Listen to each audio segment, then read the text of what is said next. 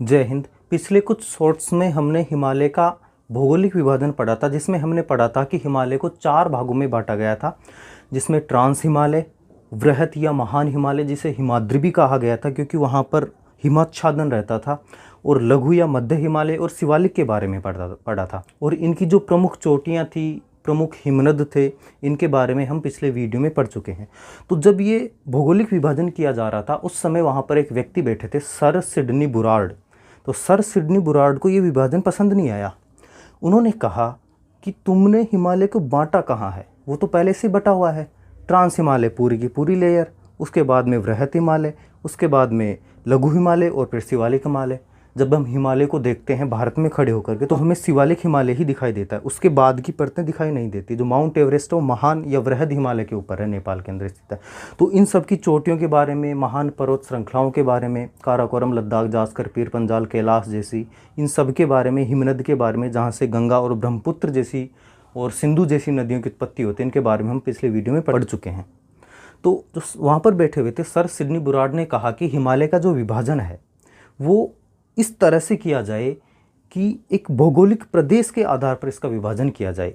वहाँ के जो लोग थे विभाजनकर्ता, उन्होंने कहा कि ठीक है सिडनी साहब, कल चलते हैं, आरी लेके आ जाना और काट देंगे हिमालय को और विभाजन कर देंगे। तो कैसे करेंगे इसे विभाजन? तो उन्होंने कहा, उन्होंने अपना जो प्लान था उसको प्रस्तुत किया कि हिमालय को काटने की ज़रूरत नहीं है, हिमालय पहले से ही कटा हुआ है। जो नदियाँ हैं वो नदियाँ हिमालय को पहले से ही काट रखी है, उन नदियों के आधार पर विभाजन करते हैं।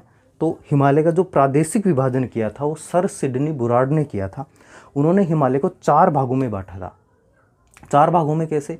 हिमालय की शुरुआत सिंधु नदी से होती है और ब्रह्मपुत्र नदी तक। तो सिंधु नदी, ये पंजाब का इलाका बता रहा हूँ, तो सिंधु नदी और जो सतलज नदी है, सिंधु नदी और सतलज नदी का भाग है उसको पंजाब या कश्मीर हिमालय कहा गया। सतलज नदी से काली नदी का जो भाग है उसको कुमायूं हिमालय कहा गया, और जो काली नदी से तीस्ता नदी या महानदी जिसे कहते हैं उसका जो भाग है, काली नदी से तीस्ता नदी का जो भाग है उसे नेपाल हिमालय कहा गया, क्योंकि इसका जो ज़्यादा भौगोलिक क्षेत्र नेपाल में है। और तीस्ता नदी से लेकर के ब्रह्मपुत्र नदी का जो भाग है उसे असम हिमालय कहा गया। तो सबसे पहले पढ़ते हैं पंजाब हिमालय के बारे में। जो पंजाब हिमालय है इसका विस्तार सिंधु नदी से लेकर के सतलज नदी तक है। इसकी लंबाई 56 किलोमीटर है और यहाँ पर जाफरान की खेती की जाती है, और यहाँ पर करेवा निक्षेप मृदा का आवरण पाया जाता है। करेवा एक चिकनी चट्टानी मिट्टी होती है जो यहाँ पर बिछी पाई जाती है और उसमें जाफरान की खेती की जाती है।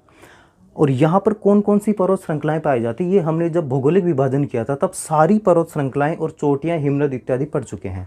तो इसके बाद में जो हिमालय आता है वो आता है कुमायूं हिमालय, जो सतलज नदी से लेकर के काली नदी तक इसका विस्तार है। इसके पश्चिमी भाग को गढ़वाल हिमालय और पूर्वी भाग को कुमायूं हिमालय कहते हैं। कुमायूं हिमालय की जो ऊंचाई है वो पंजाब या जो कश्मीर हिमालय था उससे अपेक्षाकृत ज़्यादा है, क्योंकि हम ऐसे ऊंचाई बढ़ती जाएगी फिर बाद में नेपाल हिमालय में जाकर के माउंट एवरेस्ट आ जाएगा जो सबसे ऊंची चोटी है, तो इसकी ऊंचाई बढ़ रही है। तो कुमायूं हिमालय की जो ऊंचाई है, पंजाब हिमालय जो कश्मीर हिमालय था पहला, उससे अपेक्षाकृत ज़्यादा है, तो ये ज़्यादा ऊँचा है। इसकी सबसे ऊंची चोटी है नंदा देवी, 7,817 मीटर ऊंची है, और ये कुमायूं हिमालय का सबसे सर्वोच्च शिखर है। इसके बाद में जो हिमालय आता है वो आता है नेपाल हिमालय।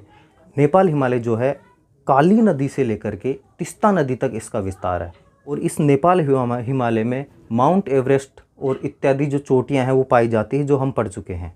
और नेपाल हिमालय का जो विस्तार है वो 800 किलोमीटर तक है। और इसके बाद तीस्ता नदी से ब्रह्मपुत्र नदी तक लगभग 750 किलोमीटर लंबा असम हिमालय है। इसके अंदर भी नामचा बरुआ पर्वत आता है, मिरी, मिसमोई, अबोर इत्यादि पहाड़ियाँ पाई जाती है।